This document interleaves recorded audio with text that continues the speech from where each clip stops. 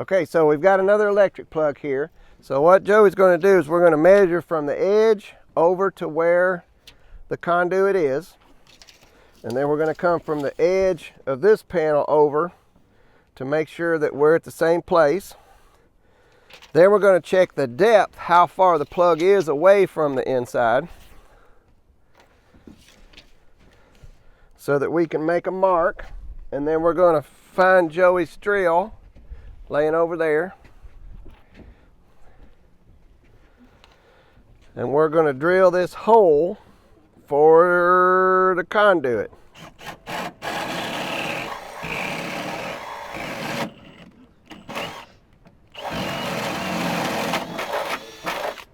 That way we'll be able to access the end of this through the basement ceiling downstairs.